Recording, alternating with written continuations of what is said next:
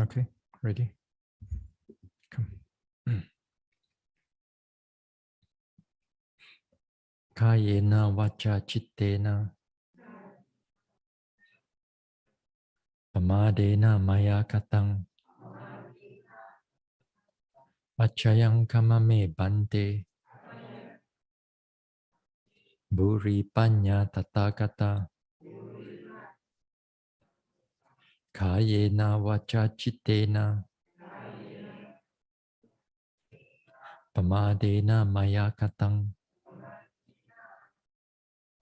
achayang kamame dhamma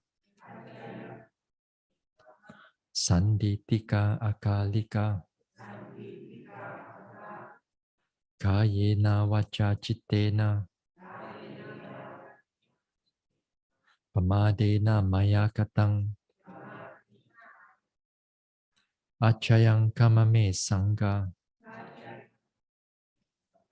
supatipana anuttara sadhu.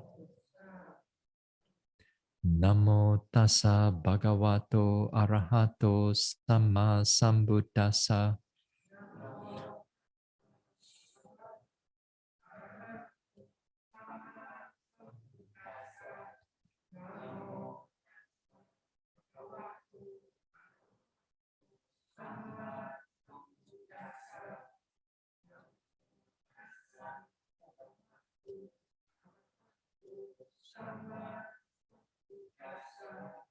Buddhang saranang gacchami. Dhammang saranang gacchami. Sanghang saranang gacchami.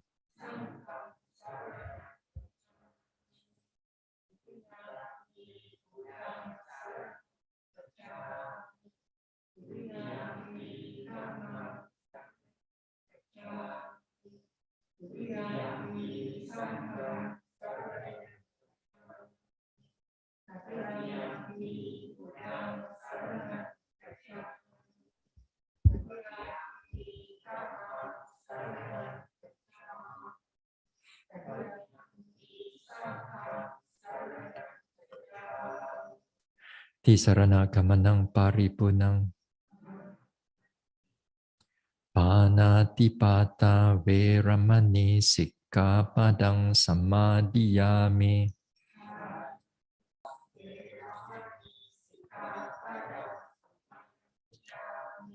Adinadana veramani sikkhapadang samadhiyami.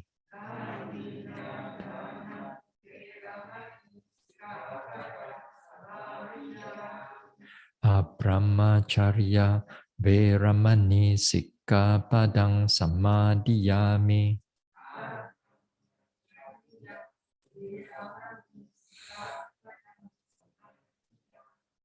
Musawada veramani sikkhapadang samadhiyami.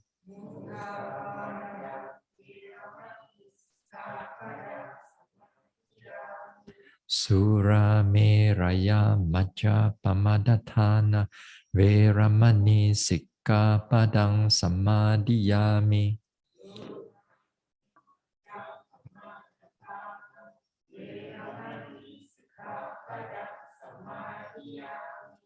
Vikala bhojana veramani sikkhapadang samadhiyami.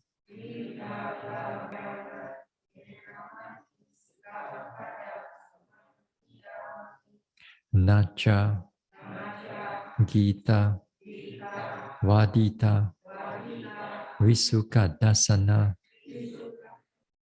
Malaganda Vilepana Dharana Mandana Vibhusanathana Veramani sikkhapadang samadhiyami.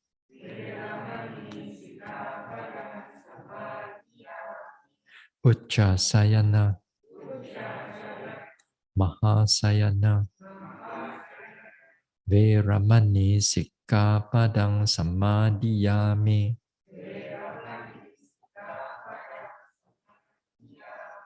Idang me silang Magapala nyanasa Pachayo Hotu Appamadena Sampadeta Sa Sa. Right, let us do some guided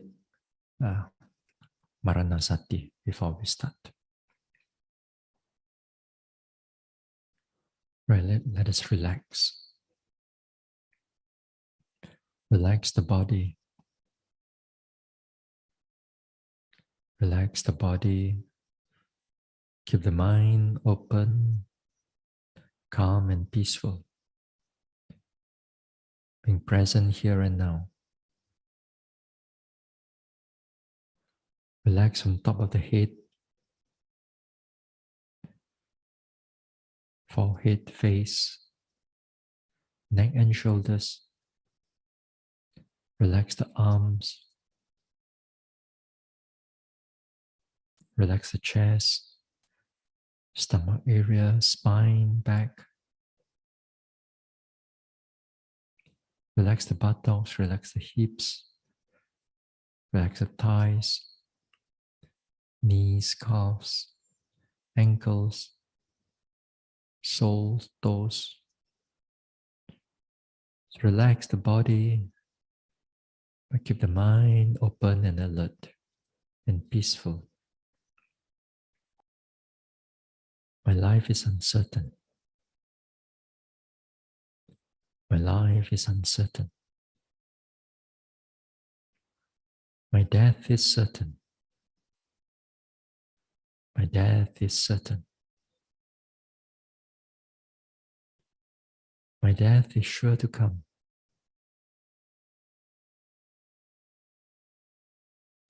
I do not know when. I do not know how or where, but it will surely come.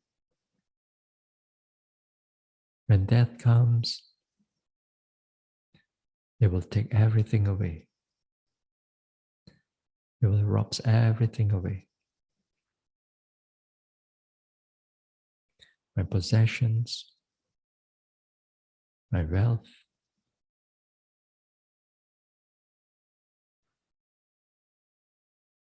my name and fame and gains,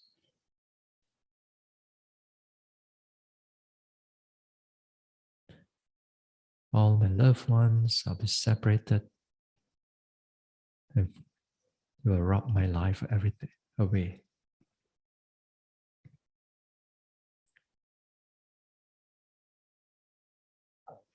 So today I must make the utmost effort. Today I must make the utmost effort to strive to develop the mind.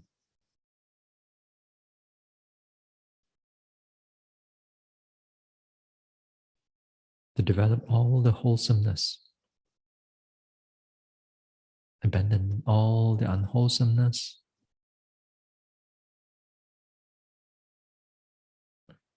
Until I attain the enlightenment.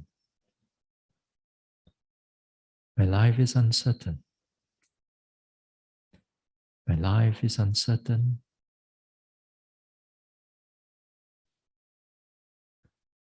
My death is certain. My death is sure to come. I do not know when, where, or how it will come.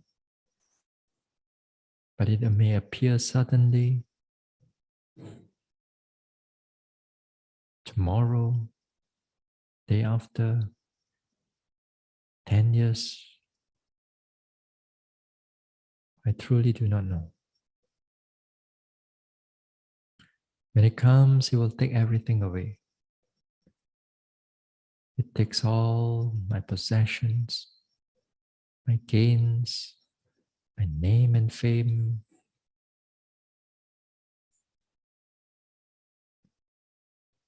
I'll be separated from all my loved ones.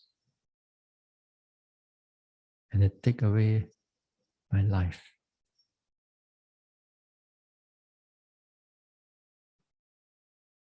So let me make the utmost effort before death arrives, before death appears on our doorstep.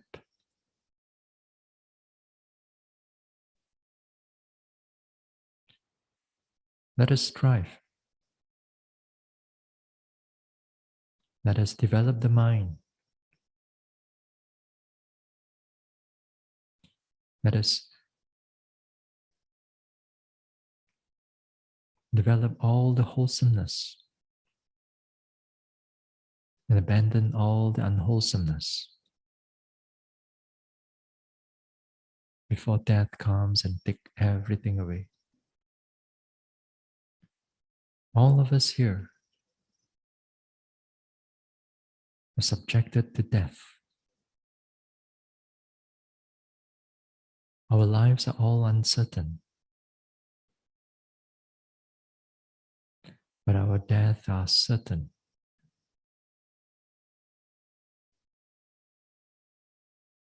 They will come like a thief in the night. When death comes, it robs everything away.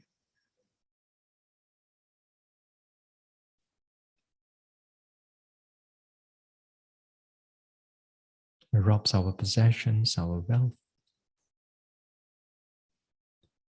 our loved ones, our lives.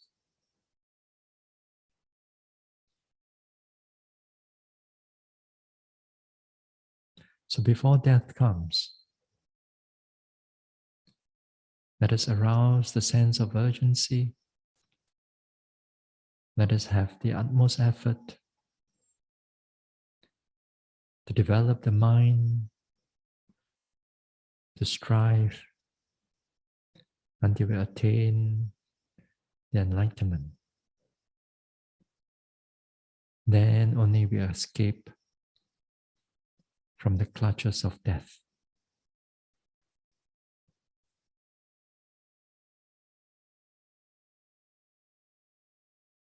So let us develop the mind, develop all the wholesomeness, develop all and abandon all the unwholesomeness before death takes everything away. All our loved ones, near or far, those people whom we do not know, and those people whom you like or dislike, they too are subjected to death. Death is sure to come for them. They too do not know when it will come, how it will come, where it will come.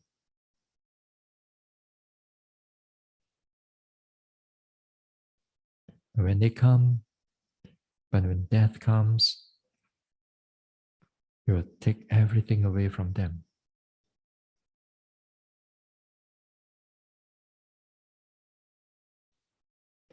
So before death comes, let us all make the utmost effort to develop the mind, to strive until we're able to realize Nibbana and escape the clutches of this birth and rebirth. So let us all strive before death comes and take everything away.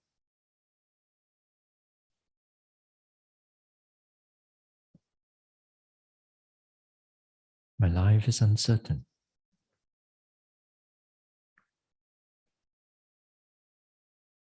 My death is certain.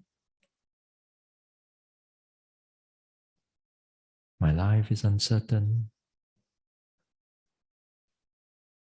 My death is certain.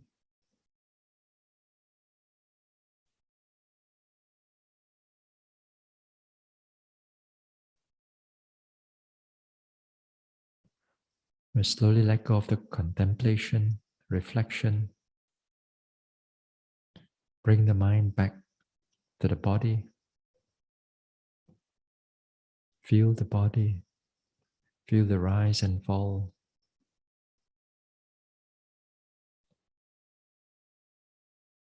Being present here and now, then we slowly open our eyes.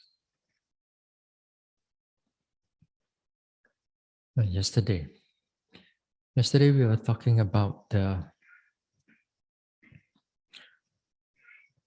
aversion towards the pain, and we have to note the aversion, we have to note all the thoughts that are coming in to trick us to move and so on. So we have to be mindful. We have to know our intention, why we want to move. And especially when it's moving, we have to follow through how the sensation starts to disappear, starts to reduce. Then after that, we stay with that position and try to finish the whole sitting. Now, as best as possible, try not to move. As best as possible. Keep it steady. Try to finish it the whole hour without moving. Bear up as far as you can go. Then also, I also mentioned about the benefits. That one, when you note the pain itself, you need tremendous an energy to note the pain. But by noting the pain, you also create a lot of effort, a lot of energy. Therefore, mindfulness also improves. And of course, also noting the pain, one also become very resilient, much more resilient in our everyday life. Because you'll meet with all kinds of dukkha, all kinds of difficult people, difficult situation. Then with that, our mind doesn't fall into too much aversion, more steady. Sometimes there are fear. Sometimes the places you go, you're not feeling comfortable. Fear arises. But then because of our training, again and again, the mind becomes much more steady. Perhaps less fear, not to say zero fear, but comparatively to before, there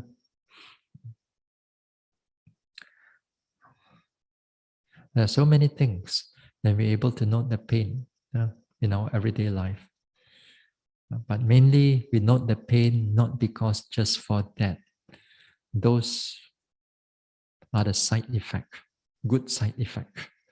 But mainly we note the pain because we want to arouse, develop the mindfulness in order for us to progress further and further in the vipassana. Now, yesterday also I mentioned about the balancing, because we are still in the effort as a factor of enlightenment. So here, balancing part, the balancing part of the effort is more towards, we use it especially for the 7 factors of enlightenment. Because one of the biggest aspects of 7 factors of enlightenment is the balancing part. Most of our time we learn about balancing of the mind is between the 5 faculties. But the Buddha also mentioned about the 7 factors of enlightenment as a balancing also. And that it becomes a more elaborate type of balancing the mind. And it's interesting. The day, I think some days back, some talks back, I think I mentioned about in the 7 factors of enlightenment. Yeah, the mindfulness stands on its own. Then you have investigation of Dhamma, you have Viriya or effort, then you have joy. So the second one, the third one, and the fourth one belongs to the effort group, okay? Or belongs to the active group, active state of mind. Yeah. Then you have the 5, 6, 7. Then you have tranquility, concentration, and you have equanimity. So the 5, 6, and 7, this belongs to the samadhi group or concentration group or more calm group. Uh, uh, so, so here when it comes to the balancing part, let's say for example, when you are not enough, the mind is not active enough. You also can arouse by joy on, which is the piti. Or arouse it by investigation of Dhamma also, if you want, if you know how. But most people will try to balance it with the effort, the actual effort itself. So too when it comes into the more calm group. So the other three also, you can use it as a balancing. But again, usually we are taught the balancing is on the concentration. But later part, when it comes to the time we talk about this one, we're going to go dwell into the tranquility and how this tranquility or even the equanimity, and we'll see how those things can able to balance the mind too. Yeah? It can, so therefore it can be very interesting, and you can able to tune the mind towards the present situation so that your mind or the noting mind is at the optimum level. Yeah. So yesterday we talked about a little bit on the effort. So the effort, not the effort, the over efforting. We talk about the over efforting, not just the effort. We talk about over efforting because most of the time, when it comes to the balancing, a lot of yogis tends to over effort. Over effort is a few things usually associated with yogis because one of the main reason of association with this um, over efforting is because of they want to have a quick progress. You want to have a quick progress. So when once they have a quick progress, they make a very strong effort. How they make a strong effort, then how they apply the noting mind is like in the walking meditation. They begin to start off with the walking meditation with a super slow walking meditation. They do not think that first phase is important at all. They don't think about relaxation. They think about making the effort again and again. So with that, sometimes, well, actually a lot of times also, yogi tends to over effort, and then with the over effort, it comes with a lot of bodily tension, mental tension, a restless mind. In other words, you just cannot meditate. You just cannot meditate. Now there are places that during in the Dhamma talk, there are the teachers. The teachers will sit down there and say, every talk effort, effort. Every talk, effort. So when they talk about it, which is Not to say they are wrong, but the thing is that sometimes the listener, when it tends to take in, then they over push themselves. They over push themselves.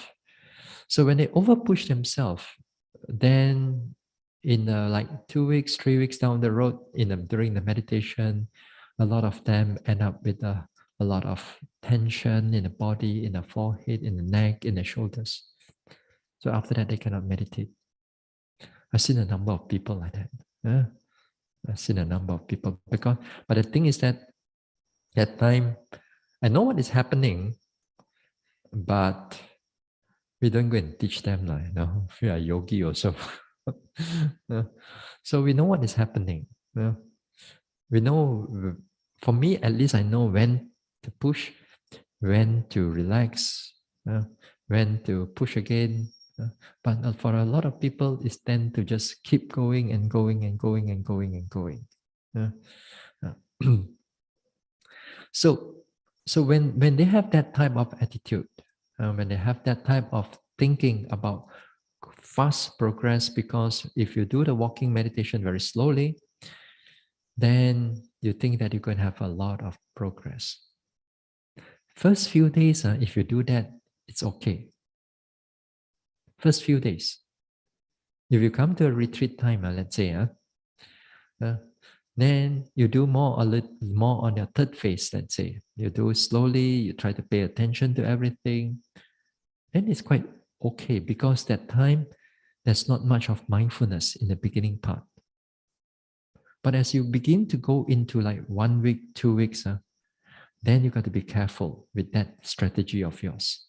Because that strategy, you're going to over effort the whole meditation. Because we are in the continuous day after day. We are not just only come here 1 week and then we finish and we go back.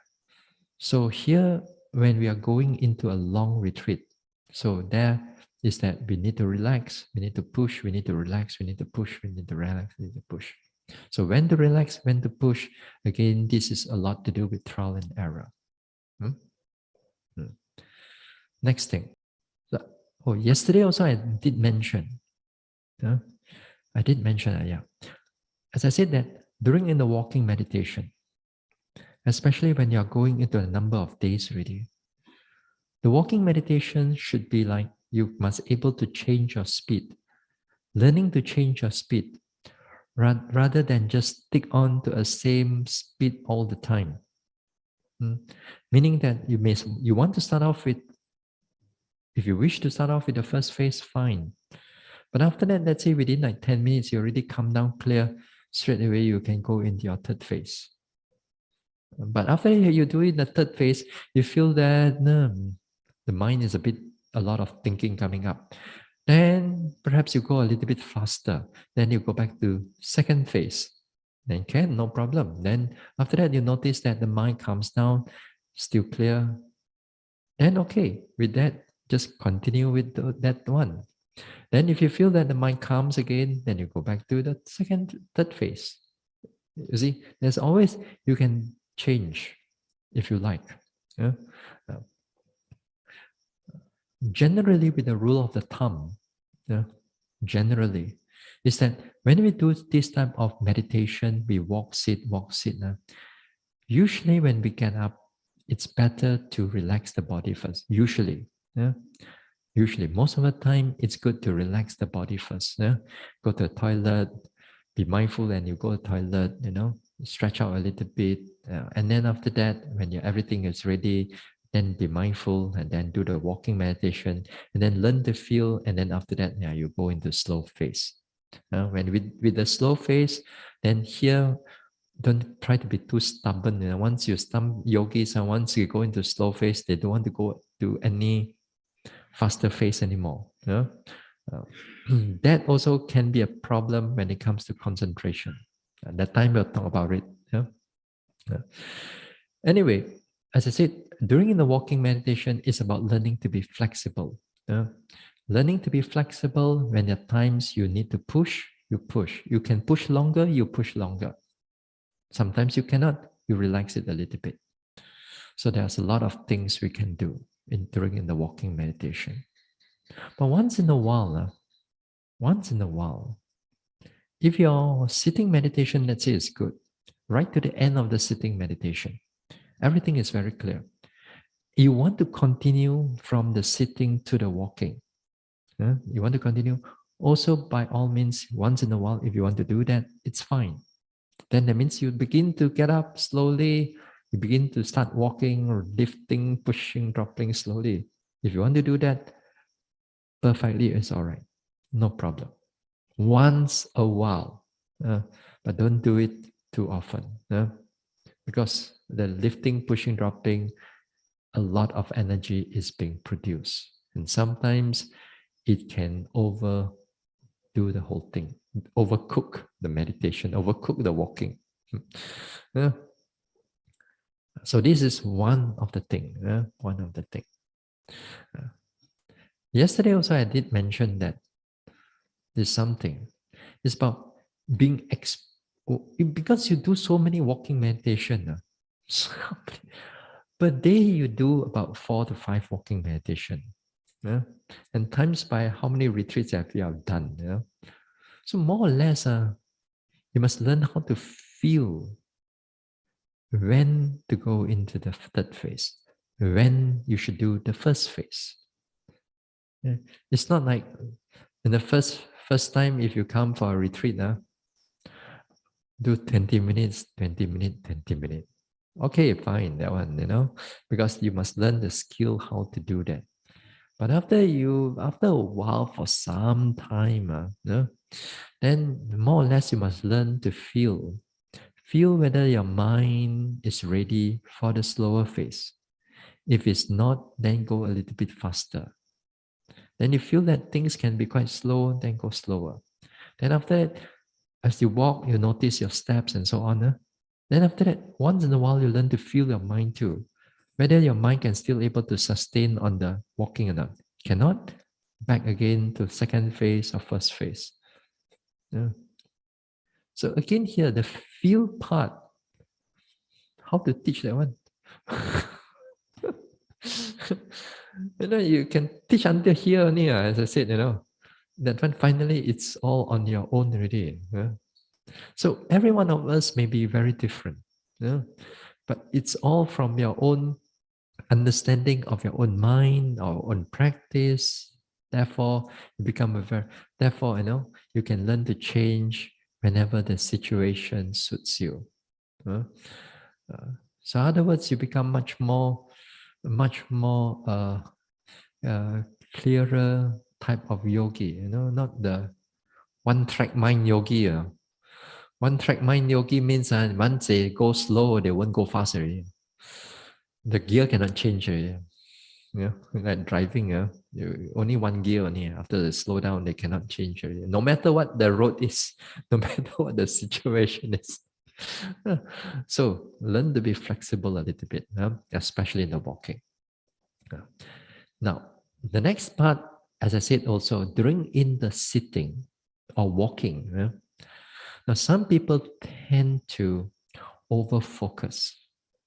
They tend to over-focus on the meditation object. Over-focusing over here means that when they take an object, they want to like drill your noting mind into it.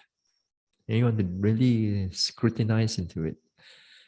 Sometimes some yogis think that that we inside the object is the whatever that is going is the truth, like you what you open up durian, open up, then you see the fruit inside, they think meditation also open up durian. You can open up, you see nothing one. What I'm trying to say is that if the object is already clear to you, that means its characteristics is being able to show you clearly what is going on. You don't go and dig it out or drill it in some more. Then some yogis tend to like they keep on pushing onto it. Like, for example, they take a rising and falling. Rising and falling is already clear. I mean, it's going up, going down very clearly, As long as it's clear to you, that time actually your mind is in a state of balance already. Other words, you don't have to do anything. You just keep on watching it only. But some yogis, the problem with it is sometimes with some yogis, they take this rising and falling or any other object, they tend to like, the moment it's clear, they tend to like, no. And then it becomes a habit. Once that becomes a habit, every time they sit, every time they walk, or every retreat they come back, they have that same attitude, and then they keep on pushing and pushing and pushing until the whole mind goes into a lot of tension, a lot of pressure. And after that, cannot meditate. Cannot meditate at all. Yeah. So these type of things are, although the yogi can meditate, generally can meditate, but with this type of attitude they have on the noting part of it, they can end up giving up on this meditation itself. Totally give up. And I've seen, too bad, I've seen monks fall into that category. I've seen yogis fall into that category. In the past, before I was teaching, I've seen monks and nuns, and monks are monks. I've seen people who can able to meditate, starting off with rising, falling, and so on. But somehow or another, they get stuck. They get stuck. Usually that I know of is where the imbalance of the faculties they cannot able to handle. As I said, one of the skills that you have to develop, a major skill that you have to develop, is on the balancing part. The first skill that you have to develop is learning how to walk, sit, and your daily activities. That is a skill. How to walk is a skill. How to lift, push, drop, not. Those are generally is a skill. This is one area. The second skill that you have to develop as a yogi is the area where you have to deal with hindrances. All the sleepiness, thinking mind, doubt, anger, this is another big area you have to deal with them. Again here, this one also sometimes yogi fall because they cannot deal with their aversion. They thought that pain is the problem, but pain is actually not the problem. It's you dislike the pain, your aversion to the pain again and again. Because of that aversion is not checked, they thought that the pain is the one that give them all the problem. So they cannot take the pain, gave up on the meditation. So the next group, the next area where the skill is developed, where the fine-tuning of your whole noting mind, your walking, the sitting, daily activities also, the fine-tuning is where you come in as a balancing of faculties. This area is where a yogi goes into a longer retreat. Then this area is where you begin to master this type of skills. You cannot do this, you won't able to do it well. Not to say you won't do it at all, but you won't able to do it well if you don't go into a long retreat. The long retreat is where the balancing of the skills, balancing the mind is where it's going to take place. Because you are doing it, your concentration, effort, everything after a week or two is already that high already. It's already quite high already. So more or less, it's like that already. So therefore, we must not over push or under push. So this is one area. As I said, the yogi tend to over push the noting itself, and then it gets into a lot of tension, a lot of problem. What else? What else?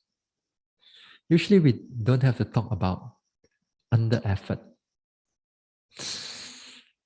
Because it's under effort, that means you're not doing, either the sleepiness comes in. Sleepiness comes in because it will take away all the effort. Or then you're not mindful generally, lazy and so on. This is one area, this is one area. Being lazy, that laziness, sloth and torpor and so on, that is one area, under effort. Another type of under effort is like, it's not that you don't have effort. It's that your effort is not enough to balance, especially the calm area. Yeah.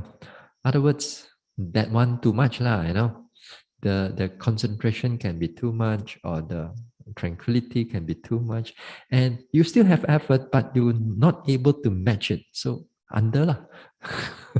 But you still have, not to say you don't have. So we don't have to talk about that yet, because we're going to deal with that during in that the calm group that time. Yeah? We're going to deal with that in the calm group. So that one is this one. Now, the next thing. Yesterday also I did mention about all of us, all yogis, when you come for a retreat, whether you are in a long or short retreat, even in the beginning itself, right from the beginning, when you learn to how to walk and sit and so on, although I say it's a skill, but in a way that behind it also, it's still a balancing also. In a way, it's still a balance also. You learn how to walk, you learn how to sit, you learn how to walk, sit, walk, sit, walk, sit. It's kind of a balance also. You cannot overdo the whole thing. You overdo again, it becomes too much. Or sometimes some yogis overdo certain things, the whole mind becomes blank. Then also they cannot meditate. So now, the thing is that, as I said, all yogis will definitely goes into imbalance of the state of mind. The noting mind goes into a state of imbalance. You cannot run away from it, because the state of mind is impermanence, and they arises due to conditions. So all these conditions, sometimes they go haywire, then your whole noting mind goes into also haywire. So how do we detect them? How do we know that at that moment of time, the mind goes into imbalance already? For example, let's put it another way. If you have COVID, let's say, what are the symptoms? So you have a COVID, what are the symptoms? Perhaps you got fever, perhaps you got sore throat, perhaps you got this and that. So agak lah, maybe lah, COVID 来了咯，agak lah, So the same thing, when you go into overbalance, over efforting, so what are the symptoms that is coming in to the yogi? And that's the nature of how we become more sensitive towards our mind and the body. How become more sensitive towards them and begin to catch hold of their little tiny thing that it comes up before they go into too much. That would be very good, isn't it? So sometimes nowadays with little coughing only, they eat a lot vitamin C lah, vitamin D lah, what the Chinese herb lah, whatever can masuk already. So too the same thing here. So too when we have all these things, we learn how to again to rectify the whole situation. Now, one of the symptoms that is going to come up, of course, this is the restless mind. The mind it's not just only restless, but sometimes it comes into the action of the body. Your body begins to fidget. Uh, uh, let's say you're walking meditation. You do walking meditation while in the third phase. Let's say you're in the third phase, and then there starts a lot of thinking. Is like you're still able to note, not to say that you cannot note, but the thinking is like at the background, hovering upon it. It doesn't, you try to not, you still know that it's still around there. You try to walk, you see lah, walk, it's still around. Sometimes yogis, because of that, yogis tend to be very impatient and non-accepting of this type of thoughts hanging around. So what they do, which is actually which is a, a problem that is going to increase a lot of effort now. So they try to push the mind onto the object stronger and try to cut the thinking off. So the thinking is like the thinking is like hovering around, and then you try to suppress that thinking by put the mind into the more walking sensation. Let's say lift, push, drop, and then you try to notice it very clearly. How come this one don't stop yet? Because you want perfection. You want sui, you want perfection in the walking, no thinking around. Then that's the problem. One of the problem.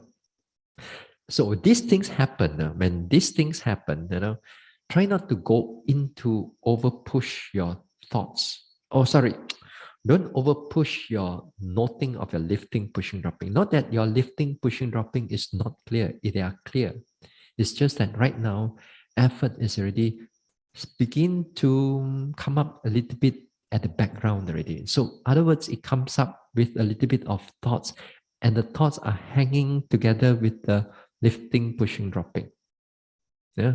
So that time, you must learn to accept them. You learn to accept them.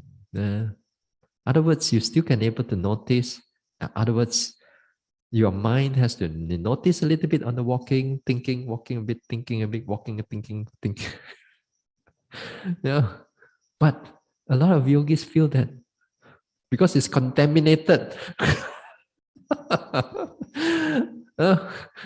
All allowed this thinking all. So with that now you see sometimes with a little bit of non-acceptance of these things, then we get this one. So next time when it happens like that, take note of that thoughts that is coming together with it. You pay attention to it. Now, this time, these are the small little symptoms is coming in.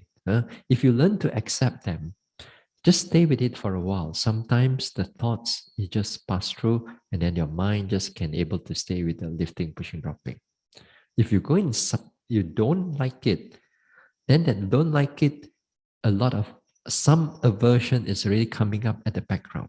That aversion is going to cause more thinking is going to come. Then after that, habis your walking meditation for that period of time. That means it's going to over efforting already. When it happens also, when these things happen, these are when the thoughts are hanging around and you're still walking. This is the beginning aspect of it's going to go into imbalance, but they are not really in balance because you still can able to note something, but you have to be careful already. You have to be careful already. If you are too suppressive of it, it's going to go into it. So what can you do at that moment of time? At that moment of time, either you go a little bit faster or you change to a secondary object.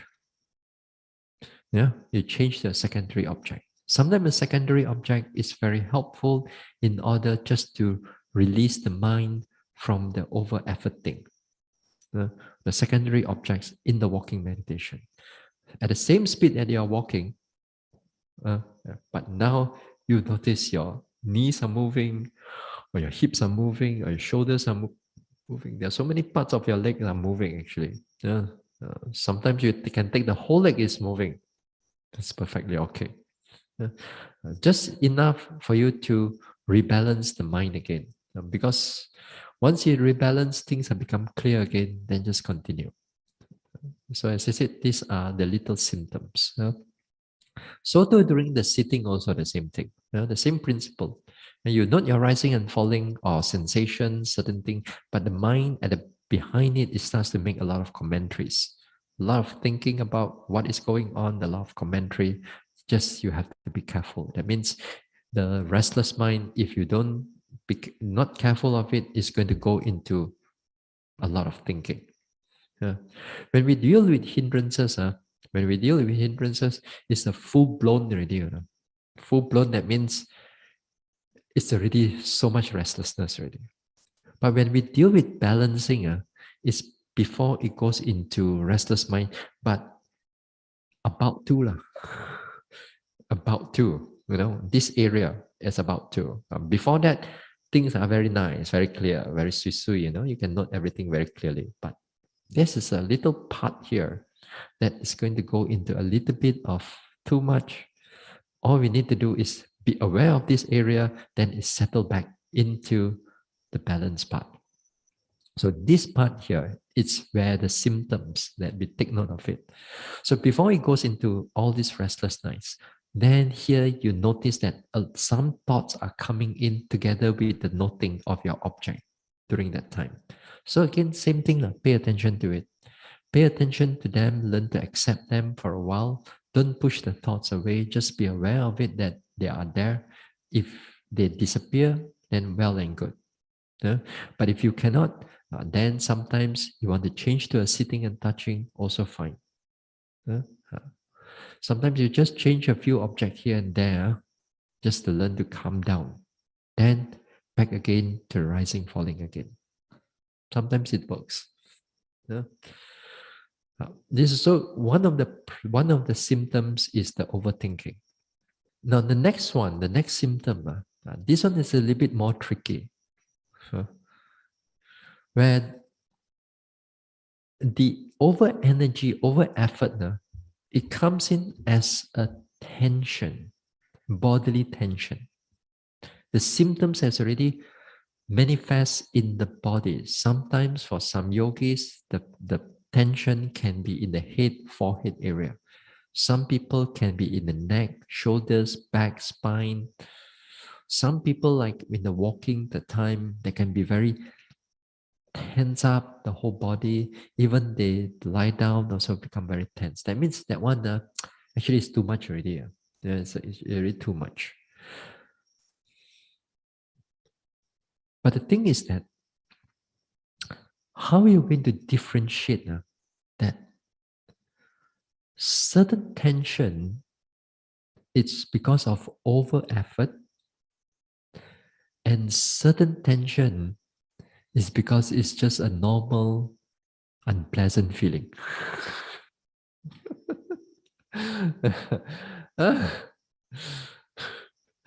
uh, because tension is unpleasant feeling. So how are you going to differentiate between these two? Right? One of the criteria to differentiate these two is that when is there's body, a lot of bodily tension, then your mind is not alert, your mind is not clear. That the noting cannot be done. The noting cannot be done because after all, the balance is not there already. So the noting cannot be done. So you cannot able, the type of tension, more or less, it's a imbalanced type of tension that comes in up onto the body already. The other type of tension is that when you note it, you're aware of it, you can still able to notice what is going on there. That means a changing, your mind is not going to thinking, and then there's a pulling here, tension there, tightness here, and so on. That is normal, unpleasant feelings. This is not over this one yet. Because if you're not sure between these two, then every time Small little tension, wrong already. Every small little tension come in, but they say over effort. No. You see, balancing goes into that area, an area where a lot of times you don't really notice it. So it goes into a very tiny part area. It's just to know that how your mind is respond to it. If your mind not able to respond to it, then more or less is this one.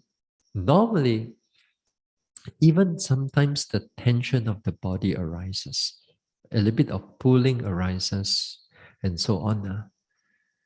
You have to learn to bear with it also. Uh, there's no such thing as zero tension in the meditation. You are striving here throughout the day. Some parts of the body sure got pain here and there. Uh, some parts become tired. Some parts of the body will become tense due to your striving part of it. And to some people, there are people I read in the internet and so on. Any tension means the meditation wrong. See, every meditation is gone. Meditation must not have any tension at all. Sit down there, everything must be fine, peaceful, calm. That's how nowadays the internet, the Facebook, YouTube, whatever. In the book also, Dharma book also. So meditation will be very calm. There's no tension at all. Any tension, that means your meditation wrong already. That's how things are going into it now. So I'm not saying that I'm here when it comes in attention. I'm not saying that tension is a good or bad or whatever. They are just actually as another object. But certain times tension becomes too much. It can be indicative of the mind is over efforting. It can be indicative of the mind is over efforting. But doesn't mean that all tension is bad. But if you notice now, again here is again experience of a yogi.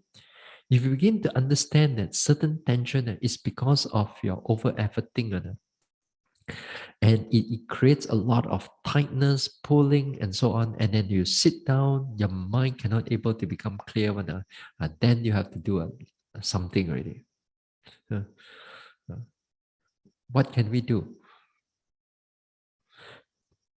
Sometimes it take 1 or 2 days just to calm down. One of it is that we have to release when it comes up in the walking. Let's say we have to do just like one phase only, and the one phase right now, of course, a lot of times you may not have enough mindfulness and so on. So here again, the trick of doing one phase is to change object again and again.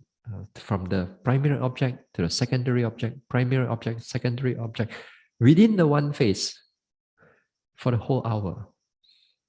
And then next walking again, you still do like that. Just to keep it, to release all the tension that is built up, to release all the effort that is over effort that is built up. Sometimes it may take you a day or two, or sometimes 3 days. Yeah? Yeah? So it can be that much because we build up again, as I said, we build up on this meditation day after day, day after day, day after day, day after day. Yeah? So that is where sometimes we need to learn to reduce everything, just like that. Then after that, everything good, well, clear, right step, left step, lifting, pushing, dropping, all over again. Then everything from rebalance it back to again, everything become good, better. That's why, as I said, you need more days over here during the retreat. Then only you learn something. Because in retreats, there are a lot of all these things. Sometimes it takes 2 or 3 days just to recover. Sometimes. So this is one thing, the tension part. There are times also, sometimes some yogis, they mention when certain times they are over effort, the tension feels different when they are and compared to their over concentration. And then again, it feels different. When it comes to over concentration, there's also tension builds up in the body. And it builds up in the body, but then that one, it looks a little bit different because of the nature of concentration. It tries to pull you into one single object. And then with that, it tries to hold on to it and it begins to grip it. As the mind begins to grip it. And the time you try to note other object, your mind doesn't want to go it. It doesn't want to go away. It's still holding on there. You try to push the mind away, still the one. That means that is another type of over concentration. So all these things are symptoms. There are symptoms that has happened in the yogi. Small little things that comes up in the yogi, and then it begins to tense up the yogi. So here we learn to reduce this one. We learn to reduce the effort a bit just by going into a more softer part.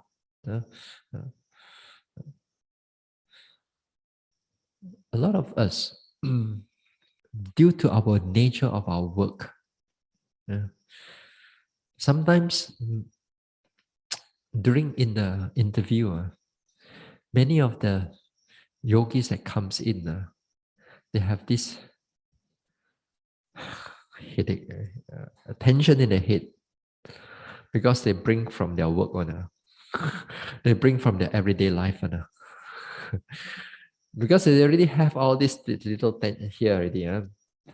When you sit down, you become a prominent object. Right? It becomes a prominent object because you have to deal with computers, deadline, you have to deal with people. That's the worst actually. And all these type of things, and over time it builds up upon those tension in the head here and there. Yeah. And therefore it's already kind of like it's already there. So when you come into a retreat that time, then a lot of times instead of rising and falling, the prominent object is all here. Or a lot of pulling around there. Again, this type of things, you cannot run away from it. You have to learn to accept it and note it. And you have to note it. Now, usually, this type of unpleasant objects, when it's already there, this is not like leg, you shake a little bit, okay, over. This head, you turn here also got, you turn there also, you turn up also got, pull it. You're not gonna, the head one is not gonna run away. So what are you gonna do this time? When it's already there, you still want to meditate, not that, it's just that it's already there. What are you going to do that time? So this type of tension, this type of pain, when they come right in front of you, you don't have to go and note very hard on them. Just note softly. Not far, you say, not far, but more like take it like overall, as if like you sit on the sofa like that. Okay, come lah. You just watch. Yeah. More of a very relaxing nature of noticing. At the same time, you watch how it twists and pull and tight and this one. I also have those type of tension also once in a while. It comes up. Then this time because it's already there so strong, so you don't have to go and push it. All you need to do is just relax there, sit down, just relax and Let it change. Let it get more, get less, get pull, get here and there. Don't need to go and drill into it. Don't need to go and push into it. Just sit there. Relax out. Then sometimes it reduces. Sometimes it's going to pull around the area, the forehead, pulling here and there, neck here and there. Just relax. Just watch. Watch how it moves. It's a it's a building up of mindfulness also, and you're actually seeing the changes that's going on. And you don't have to do much of it because the object is so clear. Rising, falling, you cannot do that because rising and falling is always a very more subtle object. This type of pain, tension that you build up from your everyday life and you bring it over to a retreat, that one can be quite a strong one. So sit down there, relax, and just watch it. Watch it through. Watch it through. Don't over push on it because if the moment you over push on it, there's a lot of tension is going to build up, a lot of thinking is going to build up. Something like that. In this Viriya, the more mindfulness that you have,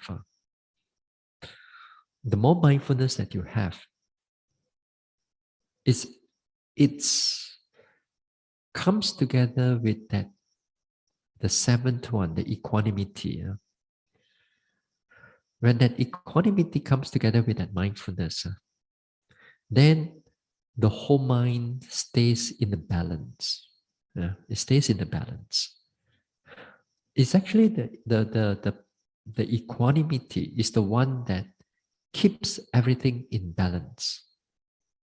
But the mindfulness is the one that knows when things become imbalance. Because it knows what is to happen in the present moment. Yeah? But both of them actually comes together. They comes together. So usually we don't have to worry too much about equanimity because if the mindfulness comes, that equanimity will come. Yeah?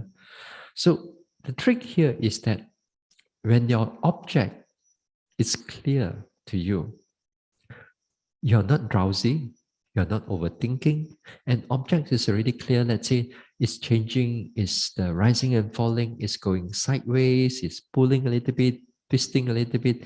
That means object is already clear to you. Object is already at its optimum level. So you don't go and disturb it anymore. You don't go and disturb it anymore. Try to make a stronger effort. Try to note the rising and falling even more clearer. You're not supposed to do like that. When things are already clear to you. Then when you just be patient there, keep on noticing it again and again, continuously, it will show you more and more things. And then it will slowly reveal itself more and more things for you to see. Yeah. It's not like you try to drill into it and then you're going to see some more things. When you are not ready for it, it will not come on. Inside there, nothing else already. It's on top of it that you see its characteristic. So once the characteristic is clear, just keep noticing what is going on. Sometimes noticing also, when the noting is an optimum level also, sometimes it's like more broad manner. It's broad manner. And then objects can tend to like running from one object to another object. Sometimes it stays for a few seconds of short while, then it runs to another object. Then short while it runs to another, short while it runs to another object. It runs here and there. But the thing is that your mind can able to notice everything that is going through. That means that one is also in the optimum level already. It's already clear. The mind is at optimum level.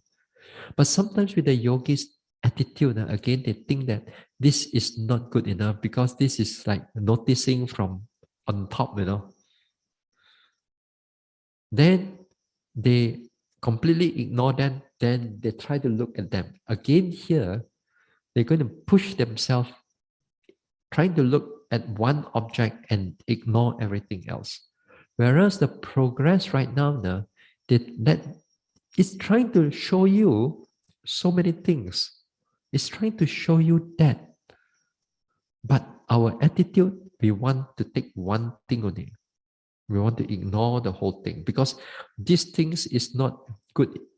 If we take all those things, it's not good enough, it's not precise enough. We want that. So with that, you keep on pushing already. You keep on pushing. You keep on trying to more detail.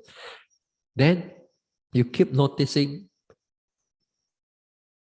very detailedly what is in the object, but you forget about the effort is already actually going stronger and stronger after that. Overthinking again. You see, a lot of times objects, you have to see them as they are, really as they are, not as what you want. Uh, uh, so that one is a small little things here and there, how we keep our mind in a state of balance. All right. Okay, we'll stop here for tonight. Right. Tomorrow we have a Q&A. So again, you can the boxes after that take it to the respective area. Let me see. Okay, for those who are in the Facebook or YouTube, you want to send your question, you send to Sister Hun Ling by 3 p.m. tomorrow. So for the rest of the yogis here, then the boxes is over there. The male put it downstairs somewhere near the staircase there, and the female also somewhere in the last table or near the staircase there. And then you put your questions, and I'll pick it up by 12 or maybe 5 or 6 in the afternoon for the yogis. And again, here for everybody, the question is should be connected to meditation, connected to the or doubt. Don't ask me all kinds of worldly questions. I'm not able, not able to answer all your things. So meditation on Dhamma should be good. Okay. Right, we share merits.